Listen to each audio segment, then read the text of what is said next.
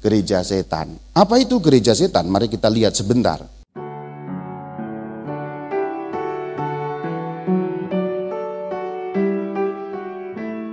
Seseorang yang bernama Anton LaVey ini mendirikan gereja setan. Itu yang ditulis oleh Anton LaVey ini tahun 69. Dia menamakannya sebagai The Satanic Bible, Alkitabnya setan, Alkitab setan ya.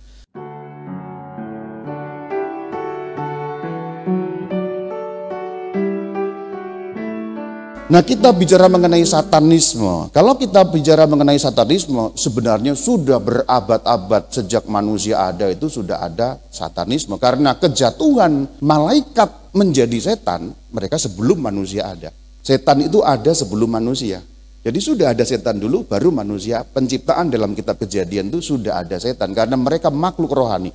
Jadi satanisme sudah sejak zaman kuno. Dan muncul di dalam kebudayaan kuno dalam bentuk penyembahan dewa-dewi yang kadang-kadang menggunakan persembahan-persembahan manusia. Kalau kita baca sejarah kebudayaan kuno, ada banyak persembahan-persembahan manusia, bahkan kadang-kadang yang dibunuh dengan keadaan hidup-hidup, jantungnya, persembahan perawan, persembahan laki-laki yang belum punya istri dan lain sebagainya. Paganisme, penyembahan dewa-dewi pada masa kuno, ujungnya sebenarnya adalah satanisme. Penyembahan kepada setan. Dalam tradisi Alkitab Perjanjian Lama kita kenal persembahan kepada Dewa Molok. Nah, nanti kamu cari persembahan kepada Dewa Molok itu juga bagian dari bentuk satanisme. Tetapi di zaman modern yang kemudian dikenal dengan The Church of Satan atau gereja setan yang kemudian menjadi populer sebutan di mana-mana, itu dimulai tahun 66. Di Amerika seseorang yang bernama Anton LaVey ini mendirikan gereja setan. Apa itu gereja setan? Mari kita lihat sebentar. Sebenarnya ini merupakan organisasi. Religius itu tanda petik.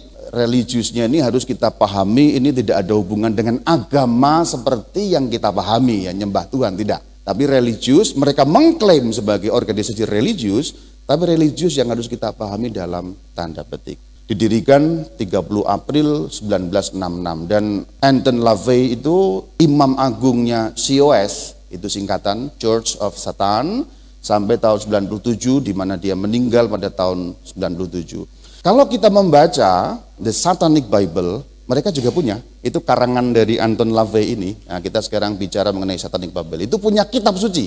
Tapi sekali lagi, kata suci harus beri tanda petik ya. Ini suci bukan dalam arti yang kita pahami, tapi mereka menganggapnya suci, tapi dalam arti yang berbeda. Dia mengarang sebuah tulisan itu yang kumpulan macam-macam, termasuk ada upacara-upacara, observasi, aturan-aturan mereka yang kebanyakan membalik-balikkan dari ayat-ayat Alkitab. Itu yang ditulis oleh Anton LaVey ini tahun 69. Dia menamakannya sebagai The Satanic Bible. Kalau kita terjemahan dalam bahasa Indonesia, Alkitabnya setan, Alkitab setan ya. Sebenarnya ini merupakan parodi, ya parodi itu artinya pembalikan dari iman Kristen. Kita tahu ini terjadinya di Amerika, tanah Amerika, San Francisco, dan Amerika itu kan sebenarnya sangat kental dengan kekristenan, ya. Kekatolikan ya kuat, Protestan ya kuat, macam-macam Anglikan, macam-macam. Pokoknya Amerika itu religius lah sebenarnya, dalam arti tertentu religius. Lalu mulai macam-macam revolusi seks, revolusi media dan macam-macam terjadi zaman-zaman ini. Lalu orang-orang seperti ini seperti mau melecehkan, menghina, memparodikan kekristenan sebenarnya. Lalu mereka membentuk seperti ini. Ini awal mulanya di zaman modern. Lalu menyebar ke seluruh dunia, tapi sebagaimana setiap organisasi pada gilirannya COS ini terpecah-pecah macam-macam. Dan sekarang sebenarnya kalau di Amerika yang sangat populer malah saingan beratnya yang singkatannya TST. The Satanic Temple. Ini dulu pecah macam-macam, kemudian akhirnya ada satu yang baru ini, bahkan belum lama, saya punya videonya tapi saya nggak tega menampilkannya. Mereka mengadakan di Amerika konferensi setan dengan salah satu agendanya atau acaranya adalah penghujatan dengan menyobek Alkitab. Tapi bukan Alkitab setan, tapi Alkitab Kristen, Alkitab kita yang kemudian disobek-sobek dan dilecehkan. Itu situasi Amerika.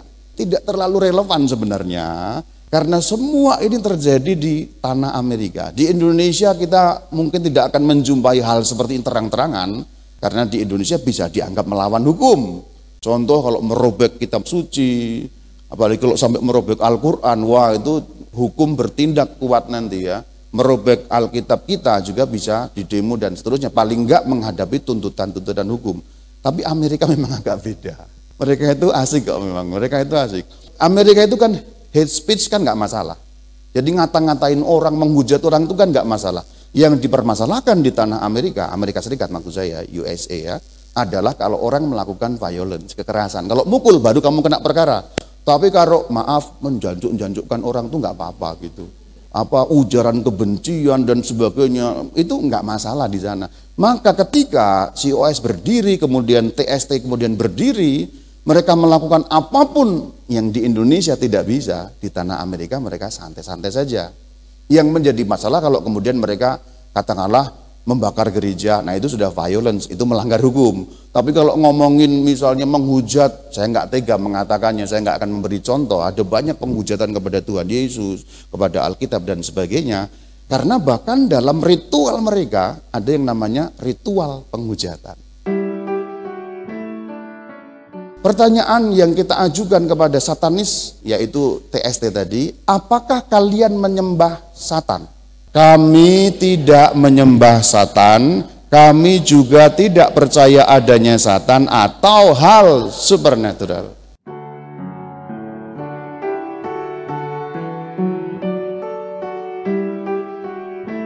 Saya mau beri contoh tentang TST ya, karena ini sekarang yang paling populer dan gerakannya sudah merambah pada gerakan sosiopolitik.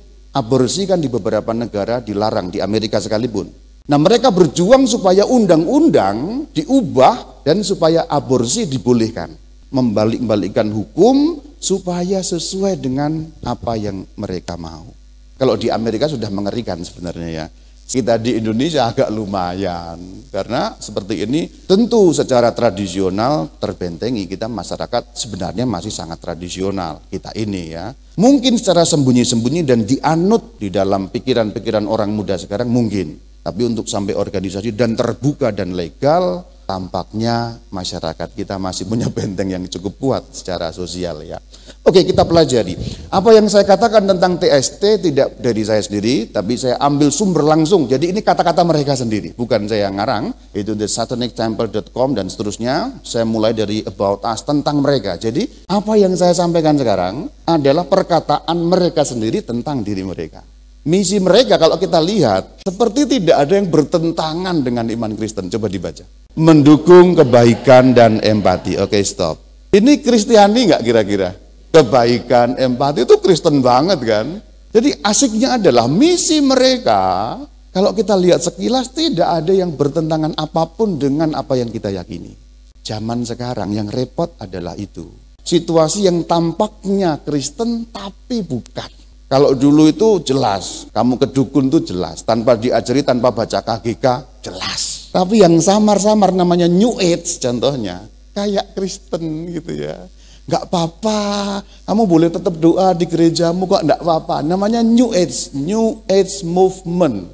Ini tidak ada hubungan langsung dengan satanisme, tetapi maksud saya adalah zaman now ini kuasa gelap menggunakan cara tipuan yang abu-abu. Kalau dulu hitam putih, jahat baik. Kalau sekarang enggak, baik, putih, enggak apa-apa. Ini enggak apa-apa. Ini boleh kok pakai doa kamu, enggak apa-apa. Sama, kita kepada Tuhan yang Maha Esa, boleh. Tapi di dalamnya hati-hati. Nah itu yang sekarang banyak menyerang, itu New Age Movement. New Age itu cinta kasih apa, segala macam yang kayaknya Kristiani. Yuk kita lanjutkan, ini yang mau saya tunjukkan yang kayaknya Kristiani. Nomor 2 sama-sama kita baca. Menolak otoritas sewenang-wenang. Kita diajari enggak untuk sewenang-wenang? Kan enggak. Jadi menolak yang sewenang-wenang kan berarti Kristen juga kan? Sama. Nomor 3, yuk kita baca. Membela akal sehat untuk bertindak. Nomor 4, melawan ketidakadilan. Dan nomor 3, mempelopori tindakan yang bermartabat. Tindakan bermartabat itu artinya menghargai manusia sebagai manusia, memanusiakan manusia sebagai ya manusia, tidak melecehkan harkat martabat sebagai manusia. Itu semua tampak Kristen. Jadi mana salahnya? Itulah kenapa ini mudah dan masuk akal, karena mereka menggunakan bahasa-bahasa yang sebenarnya tidak ada yang bertentangan Kalau kita lihat secara langsung, asik kan? Pertanyaan-pertanyaan umum, lagi-lagi ini dari mereka sendiri. Pertanyaan yang kita ajukan kepada satanis, yaitu TST tadi, apakah kalian menyembah Satan? Kami tidak menyembah Satan, kami juga tidak percaya adanya Satan atau hal supernatural. Jadi asiknya adalah mereka mengakui tidak nyembah setan. Lucu kan? Gereja setan, the satanic temple, kuil setan, pokoknya satanisme, tapi mereka mengatakan kami tidak nyembah setan. Nomor dua yang lebih lucu, kami tidak percaya setan itu ada. Bagi kami setan itu nonsens, omong kosong.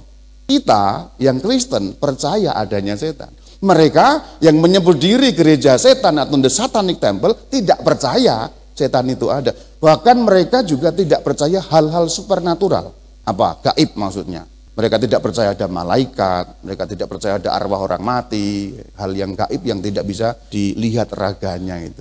Jadi bagi mereka dunia itu materi saja, raga saja. Kalau yang sudah tidak ada raga itu tidak ada. Dengan demikian Tuhan juga tidak ada menurut mereka. Karena Tuhan bagian dari hal yang supernatural. Sama-sama kita baca, TST itu the satanic temple. Oke, TST percaya bahwa agama dapat dan harus dipisahkan dari tahayul. Bagi mereka, agama itu tahayul. Jadi kepercayaan kepada sesuatu yang gaib itu tahayul. Tuhan itu tahayul. Jadi kata tahayul ini jangan dimaknai tahayul dalam versi Katolik ya. Kata-katanya sama tapi maknanya beda. Ini tahayul versi mereka. Bagi mereka, semua kepercayaan pada hal yang gaib adalah tahayul karena tidak bisa dibuktikan. Tuhan mana? Ya Tuhan, Tuhannya mana? Enggak bisa. Diukur pakai apa? Alatnya apa? Mikroskop. Enggak ada. Bagi mereka, semua hal yang gaib, mau Tuhan, mau malaikat, arwah orang mati, apapun setan termasuk, itu nonsens dan bagian dari tahayul yang harus dibuang. Untuk mereka kita ini lucu. Untuk mereka ya. Tadi nyanyi-nyanyi gitu, terus yang disembah siapa katanya? Yesus. Yesusnya mana katanya? Enggak ada katanya. Enggak ada. Yesusnya hidupnya cuma 2000 tahun lalu, sudah enggak ada. Kira-kira begitu kalau versi mereka. Jadi itu yang dimaksud sebagai tahayul. Jangan heran kita ini juga dianggap orang-orang yang menganut tahayul versi mereka. Kalau kita kadang-kadang menganggap orang lain tahayul, kita juga dianggap menganut tahayul. Tapi ini versi mereka. Jangan mengguncangkan imanmu ya. Kami tidak mempromosikan sebuah kepercayaan akan Satan yang personal. Bagi mereka setan itu tidak ada sosoknya, personal itu begitu. Bagi kita orang Kristen, setan itu kan bersosok, ada pribadinya. Lalu apa maksudnya mereka menggunakan nama setan? Ini dijelaskan oleh mereka sendiri. Kenapa kok pakai nama gereja setan?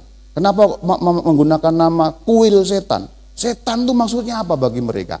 Ini penjelasan mereka sendiri atas arti kata setan bagi mereka. Yuk baca sama-sama. Menggunakan nama Satan artinya memilih pencarian rasional terlepas dari supernaturalisme dan tahayul yang berbasis pada. Jadi kamu itu keyakinanmu kuno. Kamu berbasis pada keyakinan 2000 tahun lalu. Ini kalau versi mereka.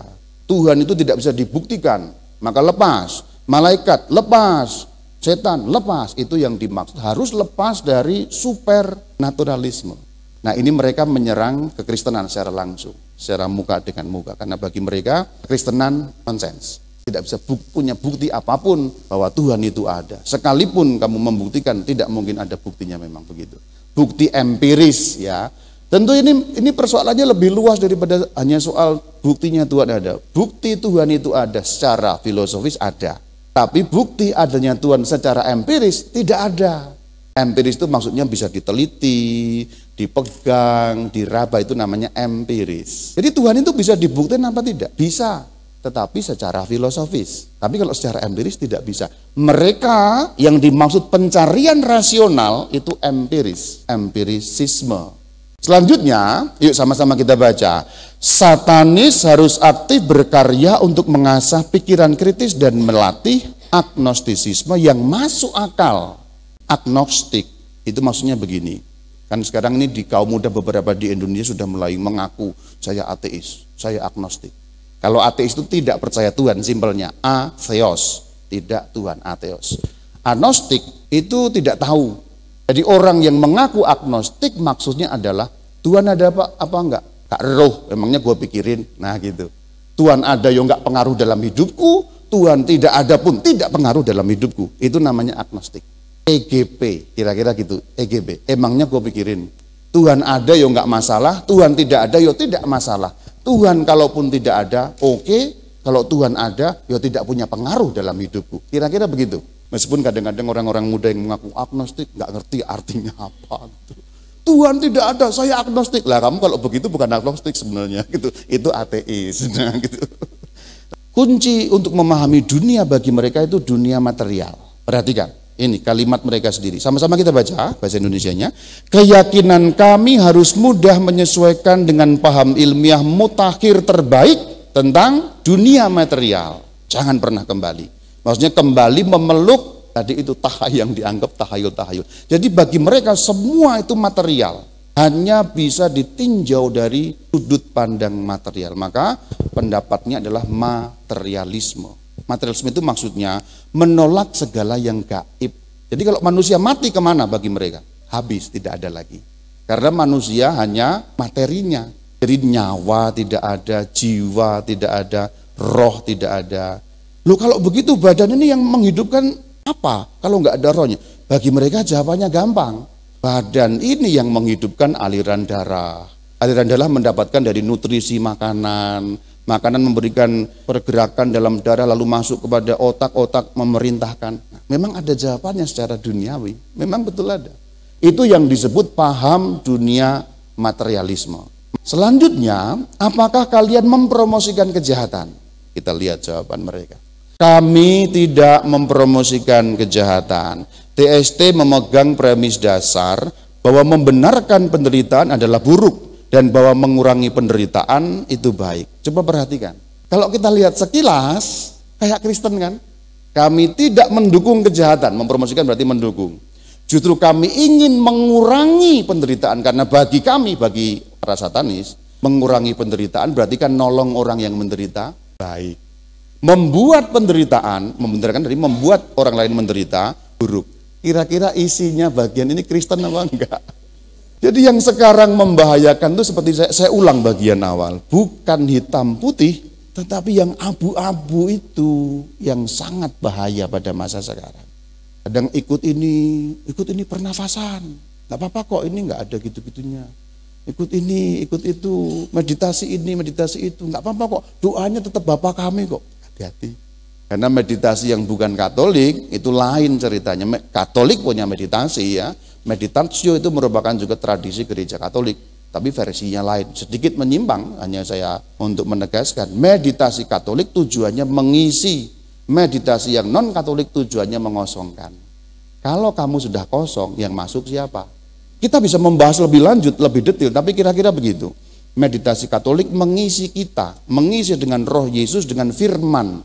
Maka contohnya meditasi Katolik adalah doa Yesus. Yesus Kristus Putra Allah yang hidup, kasihanilah aku orang berdosa ini. Atau mengucapkan nama Yesus, Yesus, Yesus, Tuhan Yesus. Mengisi. Atau mengulang-ulang satu ayat. Kasih itu sabar, kasih itu sabar, kasih itu sabar, kasih itu sabar. Damai sejahtera bagi kamu. Jadi diisi firman. Meditasi yang lain berusaha mengosongkan diri kita dari apapun. Beda. Kalau sudah kosong, lalu kamu punya pintu masuk nyambung dengan omongan yang kemarin ya, lalu yang masuk bisa siapapun dan apapun dalam iman kita.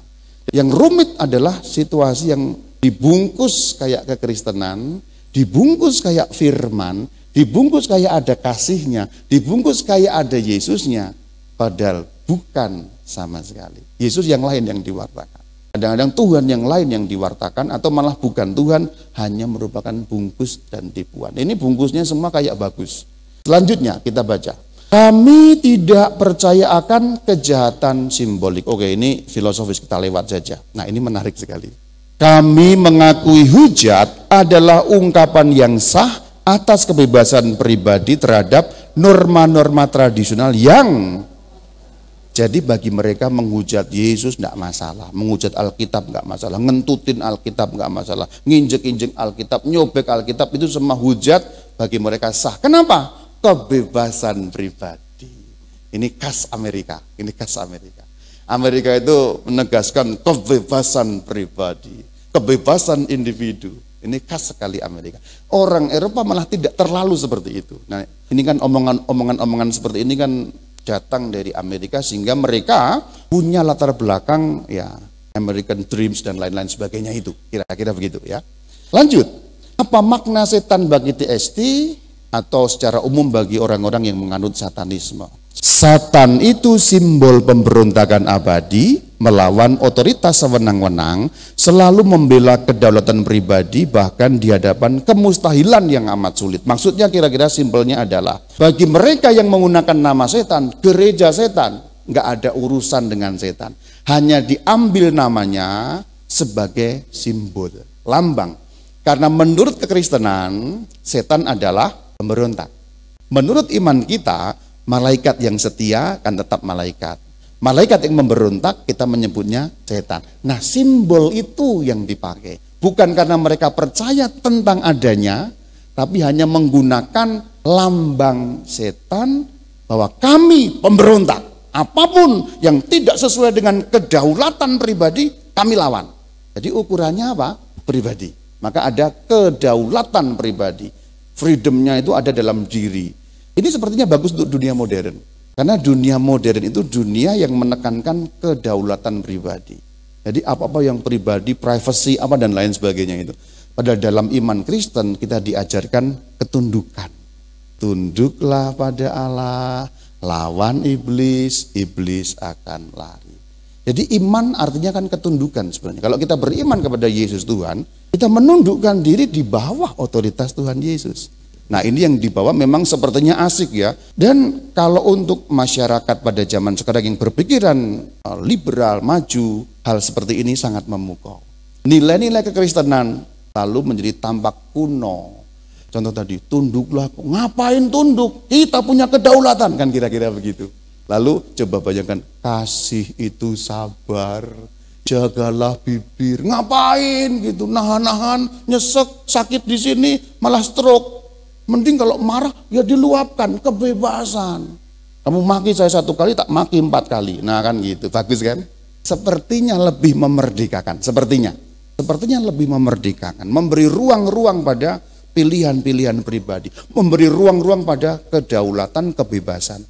Yang menarik di sini, mereka kan menyebut diri agama juga di Amerika. Jadi religion, mereka mengatakan ini religion kami gitu.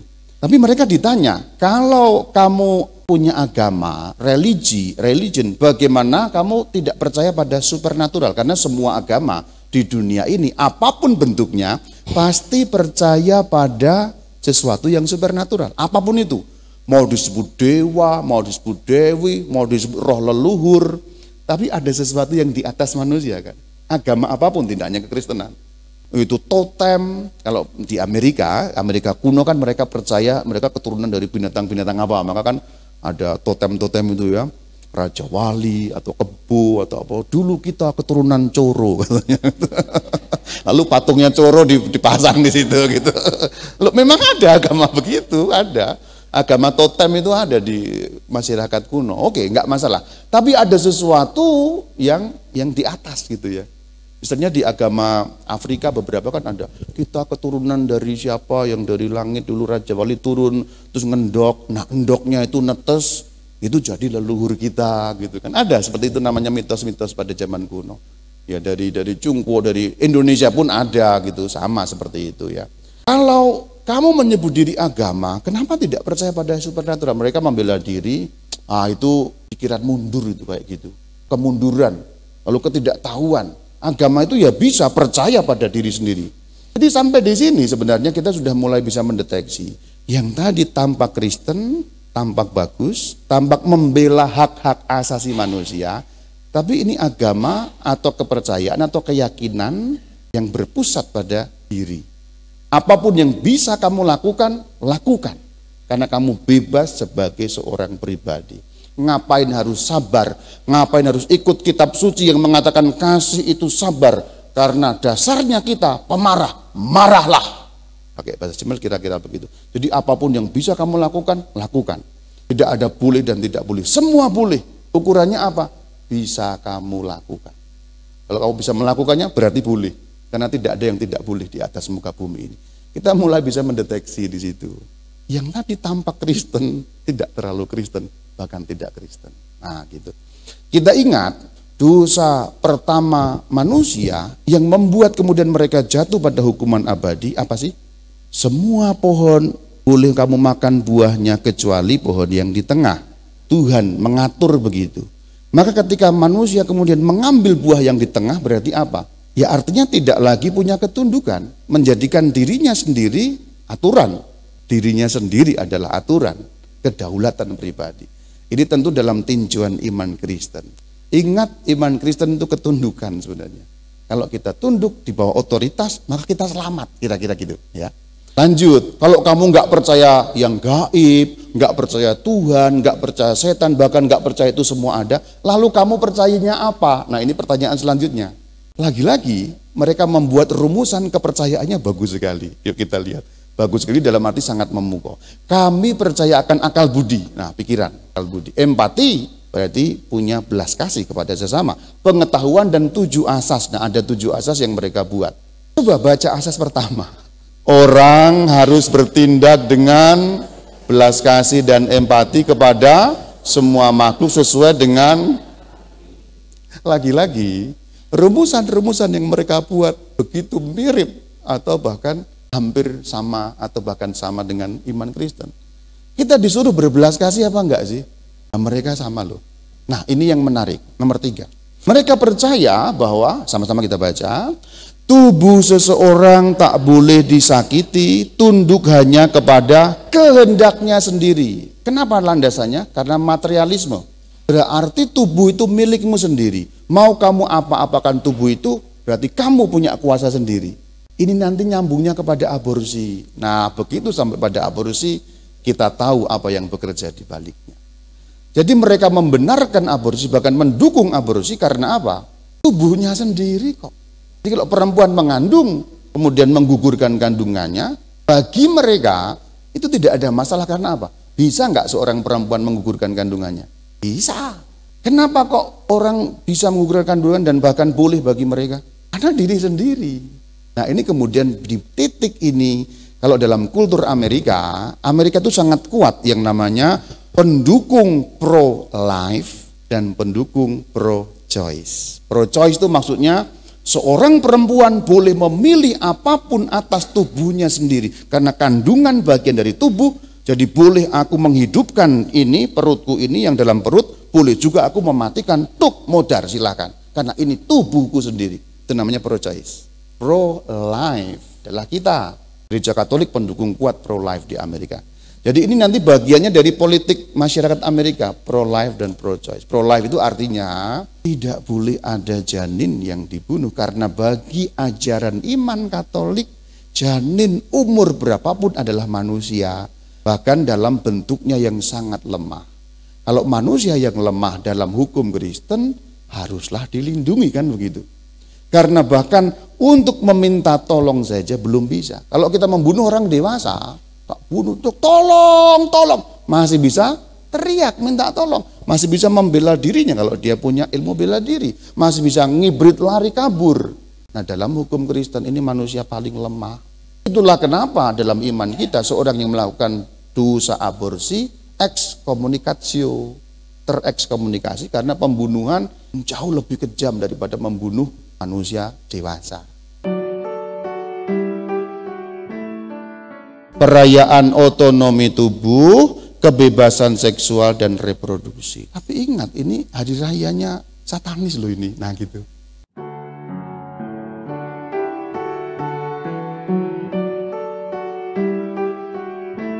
Upacaranya apa? Mereka punya upacara atau ritual menarik sekali. Nah ini, satu misa hitam. Mereka menggunakan istilah black mass, misa hitam. Kenapa istilah misa? Kok pakai gereja? Gerakan ini adalah gerakan untuk memparodikan iman Kristen. Jadi dibalik-balik gitu loh. Misa hitam itu maksudnya apa? Yuk sama-sama kita baca. Sebuah perayaan hujat yang dapat menjadi ungkapan kemerdekaan dan kebebasan pribadi. Maka tadi saya ceritakan, saya punya videonya di HP saya. Dalam konferensi setan itu, disobek-sobeklah kitab Injil atau Alkitabnya orang Kristen, dan itu merupakan bagian dari penghujatan. Kenapa kok kamu melakukan itu? Manusia bebas. Tabernakel kalau bisa ya mereka bisa saja misalnya melakukan sesuatu yang membuat melecehkan benda-benda suci, mecahin patung Bunda Maria. Hujat bagi mereka diberi tempat. Kenapa orang boleh menghujat? Karena bebas. Misa hitam nomor 2, anbaptisme. Yuk sama-sama kita baca. Peserta melepaskan tahayul yang dipaksakan tanpa persetujuannya sewaktu bocah. Nah ini juga nyerang iman kita. Kenapa kamu baptis? Pemaksaan kehendak. Jadi sebenarnya kalau sekarang ada orang Katolik yang punya pendapat, jangan membaptis anak, nanti nunggu dewasa biar dia milih sendiri. Karena membaptis anak berarti apa? Berarti melanggar kebebasan, dia sudah menganut paham dari gereja setan. Itu yang dipopulerkan di Amerika memang itu. Jadi jangan membaptis, jangan itu karena melanggar kebebasan. Sebenarnya itu logikanya dapat dilawan dengan logika yang begitu simpel. Kalau membaptis dianggap melawan kebebasan, berarti memilihkan makanan untuk bayi juga melanggar kebebasan. Memberi dia selimut juga melanggar kebebasan. Memberi dia susu juga melanggar kebebasan. Kalau begitu harusnya bayi itu ditaruh di halaman, di situ dikasih makanan dan apa biar milih sendiri. Modar-modaro situ gitu. Ini kan sebenarnya pemahaman yang sepertinya benar tapi malah tidak rasional gitu. Kita membaptiskan anak, kita memilihkan apa yang baik untuk anak, baik yang material, menyusui, makanan, maupun yang spiritual kan gitu. Karena kita yakin sebagai seorang Katolik ada dimensi material, ada dimensi spiritual, dan itu kita berikan yang terbaik untuk anak, bukan? Jadi logika atau nalarnya kita rasional juga. Hanya mereka membalikkan itu melanggar hak asasi manusia. Ya tidak juga. Selanjutnya ritual perusakan, wah ngeri juga ya. Oke, ini merusak karena bebas ya. Misalnya nih dulunya ya orang Katolik punya patung. Wah ini tahayul semua, rusak. Dan merusaknya seringkali mereka demonstratif. Justru diperlihatkan atau malah disuting atau malah dipancarkan melalui YouTube dan lain sebagainya. Ini tahayul, Bunda Maria, pecah dan seterusnya. Karena apa? Bagi mereka perusakan itu merupakan lambang dari kebebasan pribadi, itu membuat saya menderita, maka sekarang saya rusak. Terakhir, pemberontakan. Selanjutnya, hari rayanya.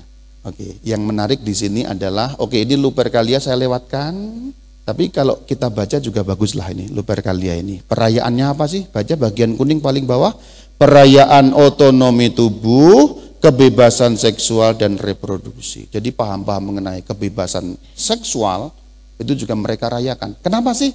Kembali kepada soal diri. Manusia bebas. Tidak ada yang tidak boleh. Apapun boleh kalau kamu bisa melakukannya. Asik nih, ini asik. Ini bukan saya loh. Ini semua saya ambil sekali lagi dari situs resmi mereka. Jadi saya bukan sedang mengatakan sesuatu tentang mereka, tapi mereka yang berkata sesuatu tentang mereka sendiri. Saya hanya menerjemahkan dan menyampaikan. Halloween, jadi hati-hati.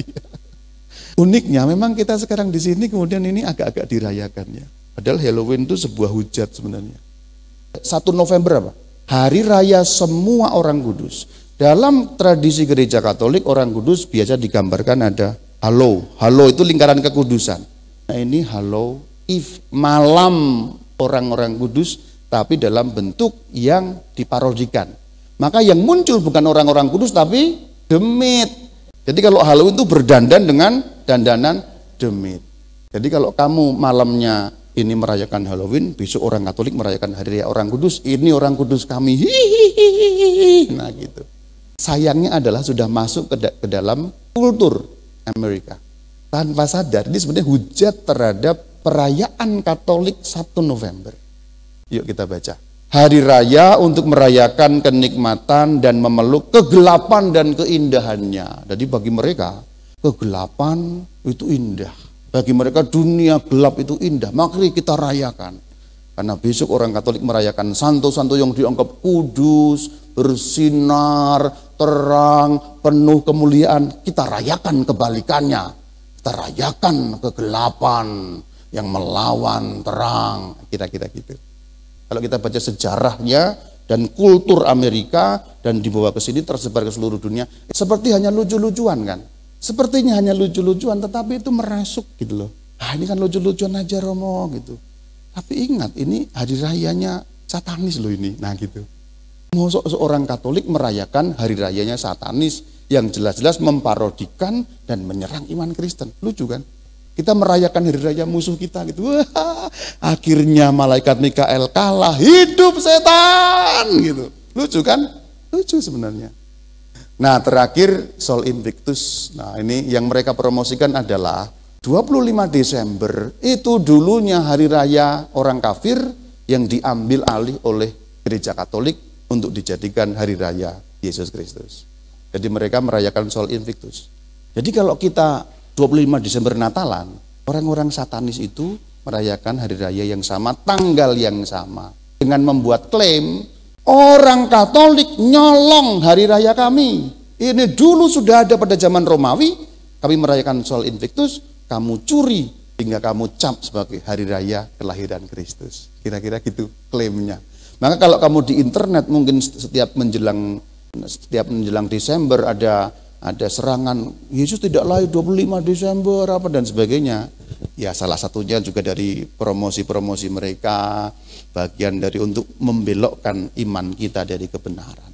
Padahal saya bisa menjelaskan bahwa 25 Desember itu sudah dirayakan jauh sebelum orang Romawi merayakan Sol Invictus. Sejarahnya kira-kira singkatnya demikian. Dulu memang orang-orang Romawi adalah penyembah dewa-dewi, pagan, kafir gampangnya begitu. Kemudian Kaisar Konstantinus namanya, tahun 300-an menjadi Kristen.